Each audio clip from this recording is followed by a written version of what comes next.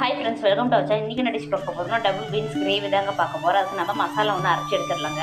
இப்போ இந்த கடையில் வந்து வரமல்லி, வரமிளகாய், சின்ன வெங்காயம், பட்டை, லவங்கம், சோம்பு, மிளகு, ஜீரகம் இதெல்லாம் போட்டு நம்ம நல்லா ஃப்ரை பண்ணி எடுத்துக்கலாங்க. இதில் 1 டேபிள் ஸ்பூன் உளுத்தம்பருப்பு ஆட் பண்ணியிருக்கேன், கடலை பருப்பு ஆட் பண்ணியிருக்கேன், தேங்காய் 1 கப் ஆட் பண்ணிடலாங்க. தக்காளி பழம் ஆட் பண்ணிடலாங்க. இதில் ஒரு 4 தக்காளி எடுத்துருக்கேன், ஆட் பண்ணிடலாம்.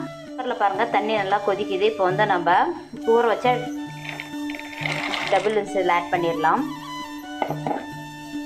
கொஞ்சமாக நம்ம இதில் மஞ்சத்தூள் ஆட் பண்ணிடலாங்க.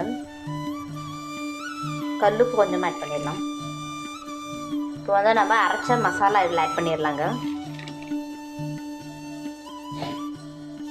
இப்போ இதில் கொஞ்சமாக நம்ம இஞ்சி பூண்டு விழுது ஆட் பண்ணிடலாம்.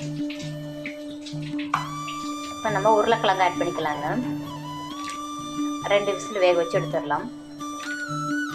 கடுகு உளுந்து கருவேப்பிலை போட்டு நம்ம குழம்புல தாளித்து ஊற்றிடலாங்க. சூப்பரான ஒரு டேஸ்டியான டபுள் பீன்ஸ் கிரேவி தயாராகிடுச்சுங்க.